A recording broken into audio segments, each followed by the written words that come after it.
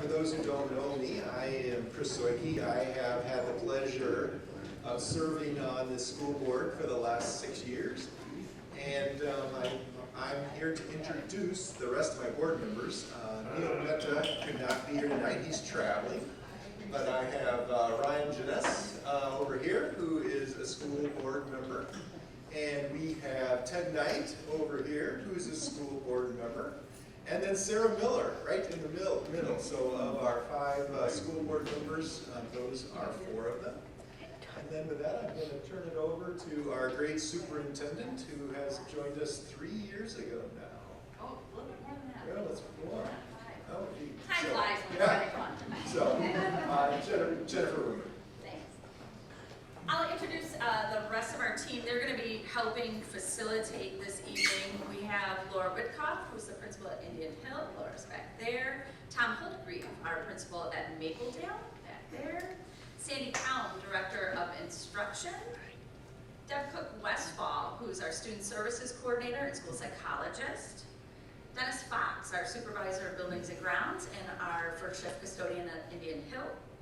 Janice Meeks, who is our current Director of Business Operations. She will be retiring, and I'd like to introduce Mr. Mike Weaver, who will be her future replacement. So we're excited about that transition. Janice is probably excited this might be her last presentation, and Mike will have to take over. And from our partners at Epstein Ewan, we have Kim Freerichs, an educational planner who's supported us through the process, as well as Kit Daly, who's an engagement specialist, and also Kate Winkler, who's from Myron Construction, who's also an engagement specialist. So thank you to those team members who've helped us with the work thus far. We can get the advance here. Want to just wake up my computer for me, Sandy? There we go. So we'd just like to thank you for the time and feedback. Some of you have been with us at every session. I said we should give out stickers if you've been to all 3 community conversations thus far. But our purpose is seeking an opportunity for input from you to help guide our board as they plan for the future of our school district and for our students. So just a couple housekeeping items. Our bathrooms are directly outside this hallway. Help yourself at any time to the treats or water at the back of the room, and make sure you signed in. We always communicate with our email list to make sure they get personal invites and attention to the conversation. So our agenda this evening is going to include a review of those preliminary options that we've worked on, and learning both operational and capital maintenance needs and referendum. There's 2 different kinds to learn about this evening. And most importantly, it's an opportunity to gather your feedback. So if you recall, we've had conversations starting last January, May, and the one tonight. All this work will be posted on our website, so you can see previous presentations, feedback from focus groups. If you have any questions throughout the presentation, facilitators will be gathering those at the end. We want to capture those questions, so we include them in a frequently asked questions document. Make sure we're conveying information to our community. So as we talked about, we started engaging our stakeholders, students, staff, community members last January. And we did that through surveys, focus groups such as this one, and our first community conversation was giving an overview of our district, the students we serve, the staff we employ, a little bit about district finances, and it really served to highlight our instructional program, our student services, and our extracurricular opportunities for kids. If you look around the room, a lot of the informational graphics that you see this evening are from that January presentation. Some key takeaways from that conversation are listed here on the side, also on our website, but you'll notice it included improving our facilities. That was a key takeaway in January from the conversation. Also, that conversation led to a revision of our mission statement. So it was this work, along with our community partners, that led us to our mission of unlocking potential together with our shared commitment to growing intellect, building confidence, and strengthening character.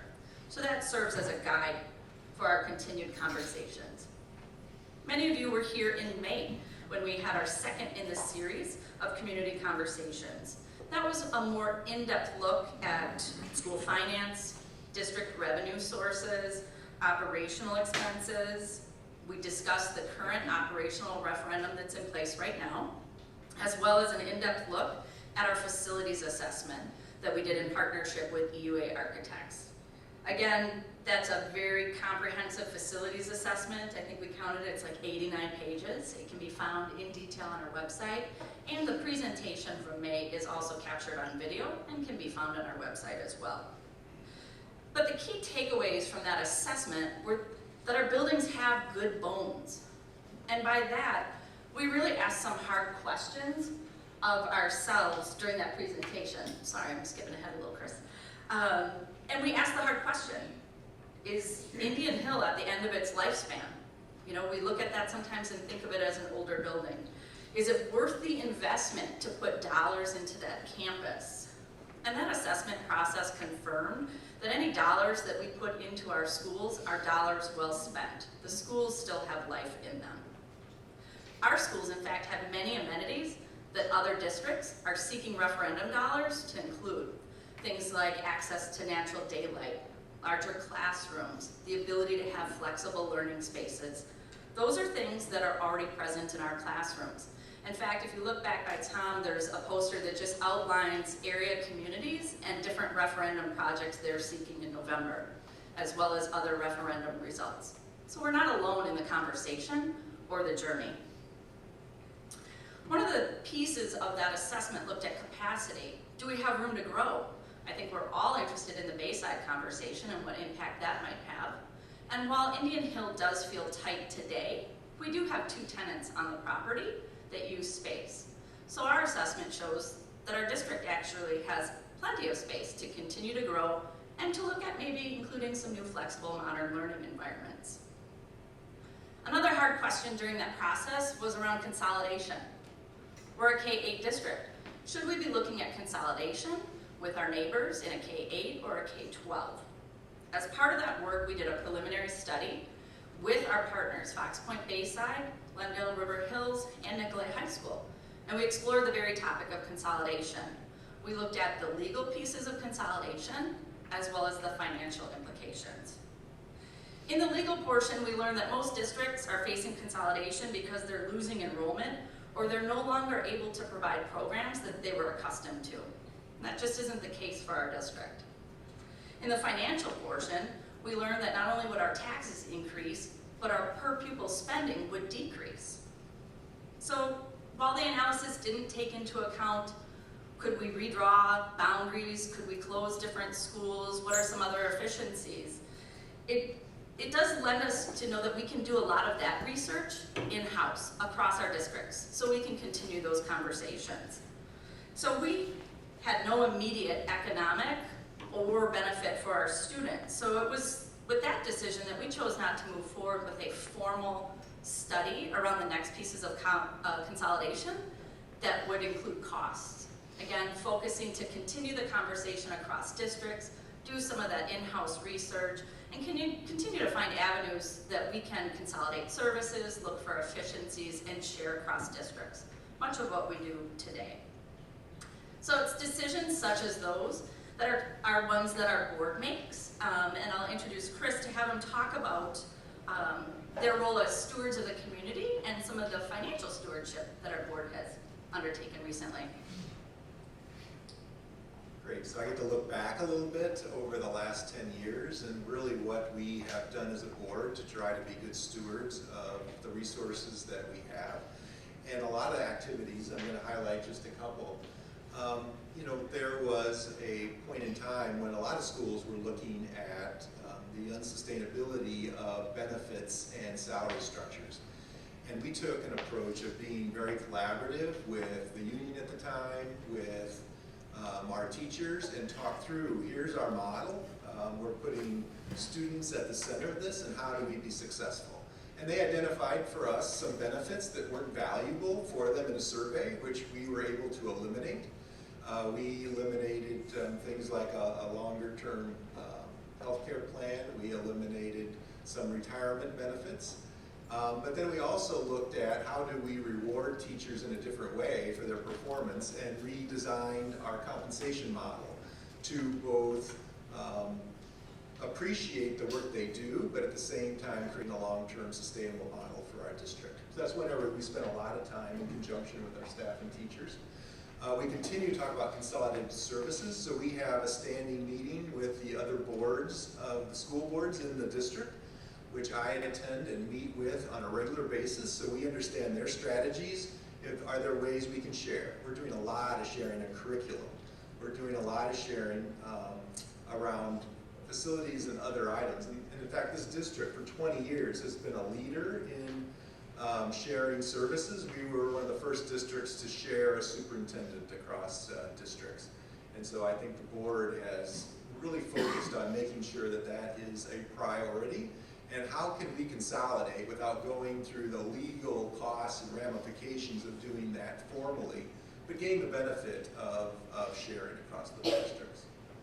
One of the things we refinanced debt when it was discovered that we had some debt that was only paying interest and no principal.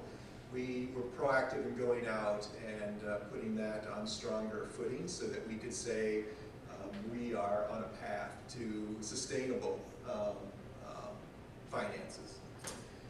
We reviewed and revised almost every contract service, from the bus services that we share across all 4 districts, from the food service that we share across all 4 districts, down to photocopying machines, etc. We're spending a lot of attention on each of those, and I know that my co-board members are always interested in seeing those contracts come forward and asking the questions, you know, how are we compared and what other options do we have?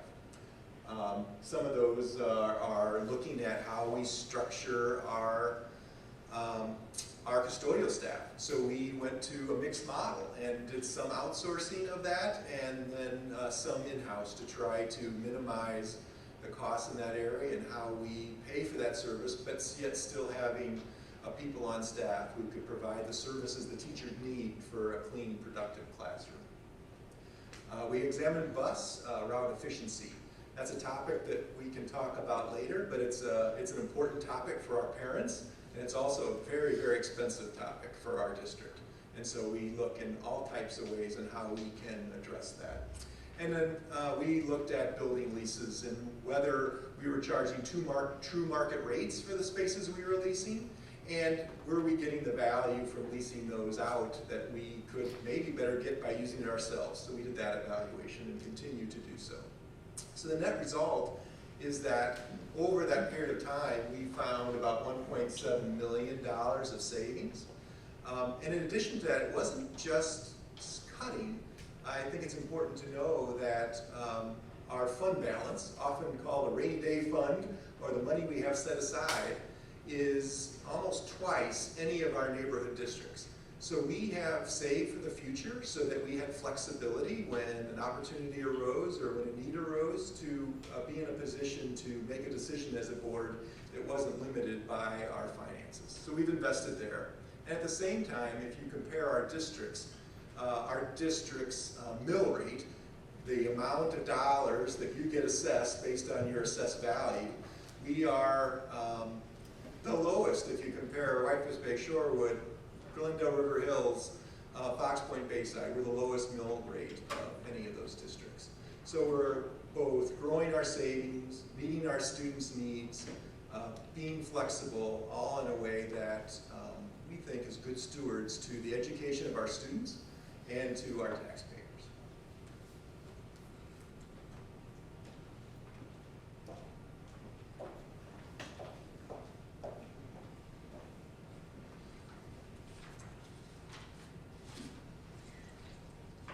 Now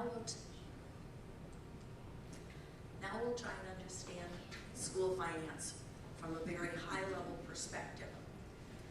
Those of you that were here for previous meetings, some of this information will be a review for you. But we'll talk first of all about the school property tax levy. And it includes levies for general operations, debt service, community service fund, and capital expansion plans. The amount of the levy for our general operating expenses are controlled through a state-imposed formula called the revenue cap limit. which has been in effect since the 93-94 school year. And this formula limits the amount of taxes that a school district can raise for their general operating needs. The debt service levy, which I like to call the mortgage payment, is approved through a referendum by voters, and the dollars in this levy are used to repay those borrowings that have taken place for long-term needs, capital improvements, or if you were to build a new building. The community service fund is used to cover the expenses that are associated with renting our facilities. Any services that we provide, not just for students, but for the community, are mandated to run through the community service fund. And then we have just other minor levies, kind of miscellaneous things. But when you add all of these together, they total the total levy for school purposes.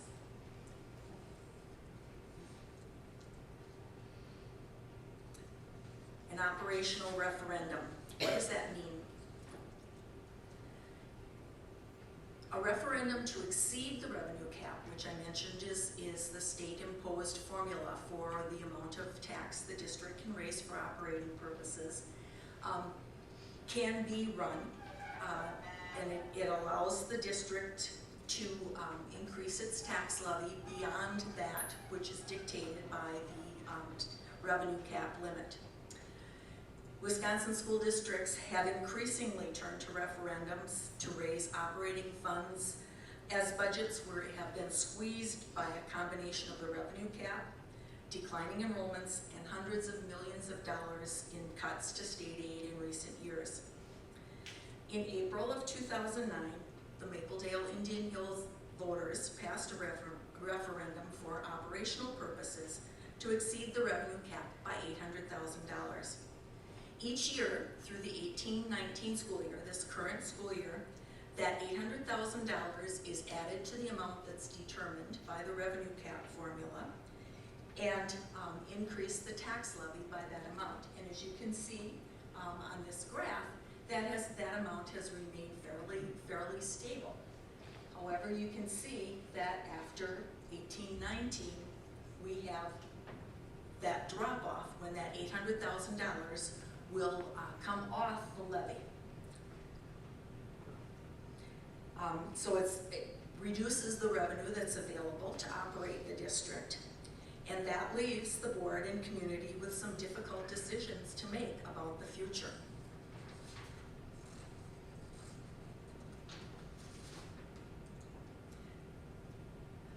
What has the district been doing with that $800,000 that we've been collecting each year?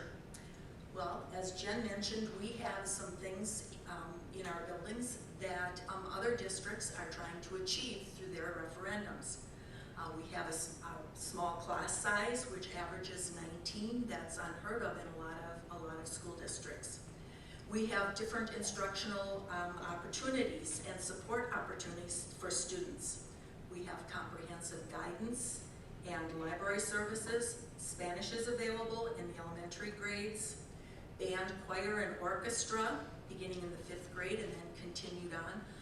A lot of districts have discontinued their orchestra programs simply because they're too costly or they have low participation. We have intervention and enrichment staffing that's available for teachers and students. Paraprofessionals in the 4K and 5K classrooms, again, that's something that you don't see in a lot of school districts around us. And we have summer programming. We also have, as Chris mentioned, higher than average transportation costs because the area is considered hazardous. We must transport students from their home to the school buildings. So we have a much higher cost for those kinds of things. So those are all kind of additional services that $800,000 has been buying. The board has been looking at operational referendums and has come up with 3 options that are not carved in stone, but we're looking for feedback on these. And as we're talking about these, we're going to be talking about the impact on the mill rate. And the mill rate is the rate that taxpayers pay per $1,000 of equalized valuation. Equalized valuation is sometimes called the market value. So the market value of your home. So the mill rate is per $1,000 of the market value of your home. The first option that's being considered is simply a renewal of the $800,000 that's been in effect. And that would have no tax impact because those dollars are already on the tax levy. So there would be no change in the mill rate for staying at this option. However, because that $800,000 was determined 10 years ago, there may need to be changes as inflation continues to grow, to eat away at that $800,000. Which takes us to option 2, which addresses that inflation factor. If we look at what the value of that $800,000 from 10 years ago, in other words, what is the buying power? It would take $976,000 to buy the same things that $800,000 bought for us 10 years ago.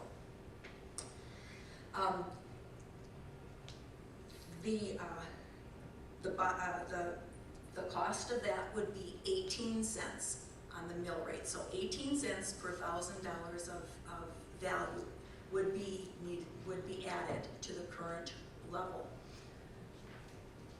Option 3 is called the investment option. And what that does is it maintains the dollars that would be used for operating, but it invests in the buildings. And I don't mean capital projects. What I mean is maintaining the buildings. It wouldn't address the needs that are in the building at the current time, but it would help to maintain them. And it's based on the commercial rate of $4 per square foot that is used by property management companies. And so that's how we got to that amount. That would increase the mill rate by 82 cents over the current level.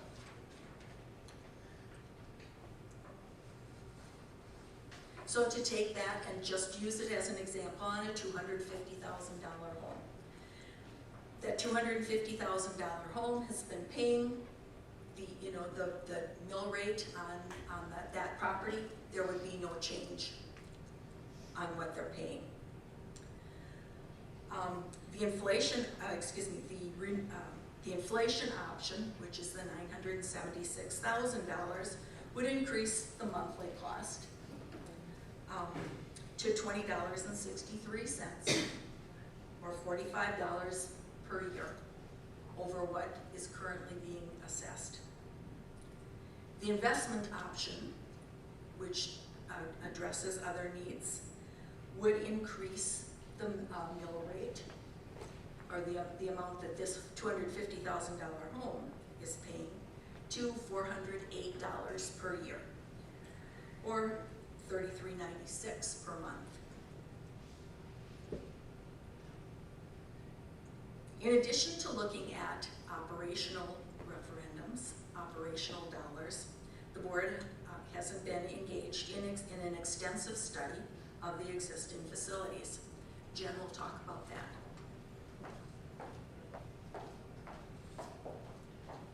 It's a lot to process when you look at a whole bunch of numbers. Know that when we get to the feedback portion, we've got some handouts that will help you recenter, look at, and understand the impact, not only for our district, but maybe for you personally as well when you frame your thoughts and feedback this evening. So again, there's two pieces. We want to be really clear. There's that operational side, which is something we've got currently, but now we're introducing a new piece, which is the potential for capital maintenance and improvement. So we just want to make sure that you've got kind of that two buckets in your mind as we go forward. This is the piece that we've been working in partnership with EUA, and part of that process, as you know, has been learning, hosting community sessions, getting engaged with our stakeholders. We find ourselves now right at that preliminary option development. That's the focus of tonight, is to talk about some of these potential preliminary options in both the operational side and that capital side so that we can hear your feedback. Those pieces are going to help us as we move forward with how we make decisions for our future of our students and our schools. So that's kind of just showing you where we are in process. We identified key project drivers for our work in regards to facilities. Our main focus was on enhancing safety and security, and you're going to hear the words secure entries. Currently, if you're parents, you know that we maintain locked campuses. However, once someone is buzzed into that front door, they have full access to the entire building. One of the pieces that our planners were in attention to was putting a secondary piece to that secure entry sequence. If you just think about how you came in now, it would mean that there's another set of double doors, that when you first buzz into our schools, you can only report to the office, and then from there, you would have to be buzzed in a second time into our schools. So again, that's what we mean by secure entries. The additional security features that we've been discussing and planning for are updates to our alarm systems, like fire alarms, alarms on our exterior doors with notification so that we know when those are ajar or opened. We also have included video monitoring by security cameras that are accessible to local law enforcement. Currently we have cameras at Mapledale, but not at Indian Hill, and none of which are accessible to local law enforcement unless they're coming in and asking for video footage. And also internal communication upgrades. Our PA systems, our notification systems, things of that nature are included in that safety and security. We did receive just over $45,000 from the Department of Justice. You might have read in the paper their first round safety and security grants. We did receive that, and we have applied for the second round of funding, and we can use those grants to offset some of these costs, but certainly the costs far exceed the grant awards. So our facilities assessment include an extensive review of the interior of the buildings, the exteriors, the outdoor sites, the physical sites of campus. And we prioritized an option that attends to items that were listed as critical or poor during the assessment process. So you'll see that as in need of imminent attention, and that's an option that we've created. Parents in the room certainly feel this one probably every day. Drop off and pick up, we heard needed some attention, and it was identified as an area of improvement for not just our student and pedestrian safety, but also traffic flow. Kim and I were laughing tonight. She arrived just in time to watch the pickup process at Mapledale, so that's always fun, but there are options to ease those things throughout. And lastly, members of our board, administration, and staff did extensive touring of not just new schools, but schools that had been renovated, as well as our own facilities, as we think to planning for the future in modernizing our learning environments. So those were our key project drivers as we move the work ahead. Again, the comprehensive report is found on our website, but since our conversation last May, I'll just remind you that we took an in-depth look at our facilities. So we looked at big areas and used a scoring guide to understand where every single area rated. And we started with a large system, like looking at electrical systems, and then we rated every single individual component within that system. So those received a rating. And our work since last May has been working with our partners at Myron to put cost estimates together to that work so that we understood not just what was needed, but the potential scope for those projects. And that's really helped our board and our staff understand our facility needs in great detail. And again, if you're interested in kind of that level of detail, that is certainly found on our website for your review. So just to highlight from that May conversation, Indian Hill capital maintenance needs show that we're in need of improvements in each key area of the study. I'm not going to read that list to you, but if you look at a large item like HVAC or heating, ventilation, and air conditioning systems, it's something in need of replacement at Indian Hill. Currently, 2 of our 3 boilers are functioning to provide heat, and if you have a child there or work there, you know that there is no air conditioning at Indian Hill. Sometimes our classrooms reach 85 degrees or higher during kind of that fall and spring time. So we're always thankful when the cooler temperatures hit. But there's also big items like electrical system replacements, those security upgrades that I talked about. Those are all considered priority areas for us. When you look at Mapledale and its needs, again, I won't read the list to you, but you can see that Mapledale is in need of capital maintenance in each area of study as well. And just as Indian Hill, it's large items like a complete replacement of the HVAC system, complete electrical upgrades. It's just that we found during that assessment, those things are great, but they're all reaching the end of their lifespan. So again, that full presentation is found right online if you're interested in more of the detail. And lastly, one of those key project drivers for our work was not just looking at capital maintenance and improvements, but what about modernizing our learning environments? So through our tours, we discussed that modern learning environments are more flexible in their design. They allow for whole class instruction, small class instruction. They allow for students to work independently or collaboratively. These pictures aren't our designs, they're our friends at EUA. They're just ideas, but they're showing that what we're seeking is a high degree of flexibility in our learning environments for kids.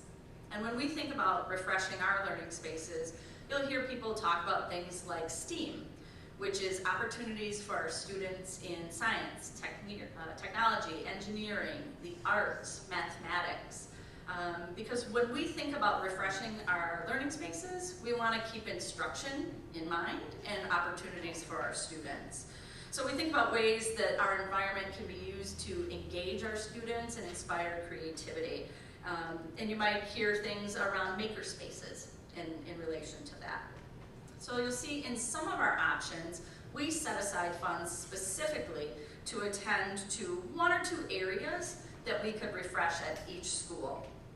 Should we pursue this option, and again, it would be one of the preliminary options to include, should we pursue that, then we would work with our design partners at EUA, our staff, and have more feedback around what those could look like for our schools in our district.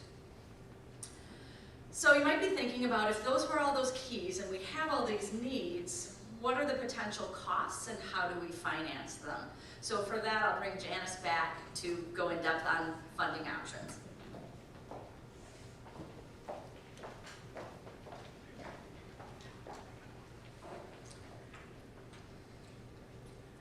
Similar to the operational side, we've put together some options for consideration. The first one addresses the most immediate needs, the most imminent needs within the list that was done by EUA. And it does not include any dollars at all for educational improvements.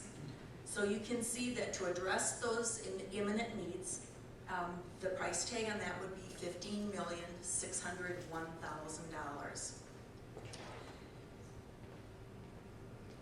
The next option has some prioritized needs. In other words, it's those imminent ones and some of those that are not quite as critical, but are still of a high priority. This option does include some dollars at each building for addressing the educational improvements area. And the price tag on that is $17,100,000. The third option addresses all of the needs that have been identified on the list, continues the dollars for the educational improvements, and has a price tag of $22,800,000. So how can we finance that? Again, we'll go back to our mill rate discussion. And nothing first of all has been decided on these. And the tax impacts are just projections at this point in time. Right now they're based on a 20-year repayment schedule, and they'll change based on the financing terms after a referendum would be approved and that financing would actually be finalized. The district's current debt schedule, in other words our mortgage payment, after this year would be reduced by 16 cents because we have some prior debt that would be falling off, and we would not be needing to raise the dollars that come through that 16 cents. So when we're looking at these numbers up here, we're talking net numbers. In other words, they've been adjusted for the 16 cents that will be coming off. The imminent needs, which was the first option, would increase the mill rate a net of 56 cents per $1,000 of home value. The prioritized needs, which includes all the projections in the imminent option as well, and that would increase the mill rate a net of 63 cents per $1,000. And all of the recommendations and the educational improvements would increase the mill rate a net of 89 cents. So what does that mean for our $250,000 home? The first option would increase the tax bill for this $250,000 home by $139.41. Option 2, which includes some educational improvements, would increase the tax bill on that home by $157.13 per year. And the final recommendation, that's addressing all of the needs on the list, as well as the educational improvements, would increase the tax bill by $222.57 per year.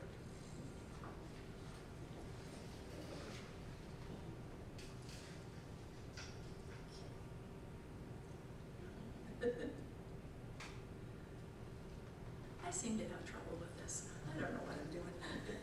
Okay, Jen's going to talk about the future. So if you've been with us since last January, it might feel like a really long time, but they're really big decisions, and they warrant careful consideration and engagement by you, our community. So I can assure you, we are in fact right on time with our schedule. The feedback that you provide tonight is going to help our board as they frame that comprehensive community survey regarding what options we actually go forward with. So again, your feedback tonight is critical. It helps us to frame that. That survey we anticipate coming out in November. Our board's next work is to analyze the results of that community survey and understand what our community says that they want and need and expect from their schools. It's after that analysis in December that during January, our board would make any final decisions regarding questions that could appear on your April 2nd ballot. So that kind of helps you to know where we are in the process and the timeline that has happened before us, the important work and conversations, and what's ahead on our plates. So with that said, I'll turn it over. You have a couple facilitators at your table, and we'd like to turn that conversation over to your tabletops to think about what questions do you still have. While they may or may not be able to answer them tonight, we're going to capture those key questions so that we can make sure and include them in our frequently asked questions. We're eager to hear your feedback around these preliminary options as our board determines the future. And then at the end, we'll make sure and share out kind of big ideas from your tables. So with that, I'll turn it over to our facilitators to help navigate those conversations. If I could call on some of our facilitators to share what were some key topics at your tabletop conversation. Again, we'll share these pieces in our synthesis, our notes, so that you can have that benefit. But Mike, you want to share kind of some key topics from your table? We'll just do two large ones that we summarized. Again, I'll have Sure. all written down. The first one was how do the referendums impact each other? And more importantly, what are the what-if scenarios? What if one goes? What if one doesn't? Vice versa? And what would that do to the community? Second one is how are we going to educate, communicate, advocate, just get the general word out? Right now. We tried. Get the word out. So some what ifs. How do the two referendum interact with each other? Because they are two separate questions, two different dollar amounts, those pieces. How do they interact with each other? The what if scenarios. I know I'll recap with a loud voice. Some what if scenarios, and then How are we going kind of once we have those decisions and any final pieces, how do we flip to communication? I actually have Ted, if you want to give the microphone to Ted. Ted, you can share from your table some key ideas. Sure. So feedback from our table. So first of all, just in terms of approximating the tax impact, one piece of feedback was it would probably be best to assess that per 100,000 in terms of the property value, since 250,000 obviously isn't the value for every home in our district. So that was one piece of feedback. Also, the need to see more details between option number 2 and option number 3, specifically with regard to the operating referendum, trying to assess what exactly is in there. They understand the approximate $4 per square foot, but what does that really mean, having more details there? Also curious about what will happen with regard to our renters at Indian Hill and possible shifting of grades, understanding, of course, that these numbers remain the same either way, but just kind of curious about what will happen there. And then lastly, communicating the value of our schools to all residents, including non-parents. Basically just communicating that value across our whole district. Thanks. Thank you. And Laura, you're reporting up, unless Chris is, Chris just stole it from you. I think at the table we identified, so a lot of us have been working on this a long time, and identified an opportunity to further clarify that there is really 2 separate votes, and again, the difference between the capital and the operating, and that they don't necessarily link together, that voters have 2 options. And then there were, again, similar questions around the operating and how that impacts students. There was the question of, is the board going to detail, if they would be not approved, what the action would be? And I explained that the board felt that they did not want to be in the mode of threatening. They wanted to figure out what the voters felt like and then do what was best for the students at that time, if that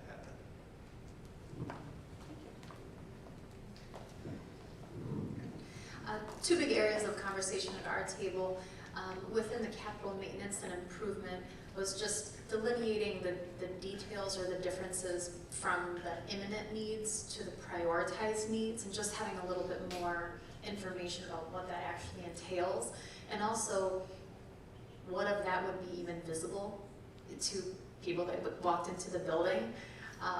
And then that sort of led into a conversation.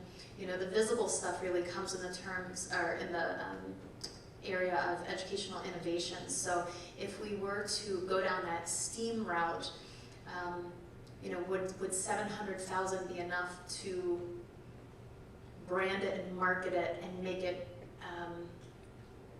just a full-on STEAM program that we could, you know, use to market the district and to as a competitive selling point for people moving into the area.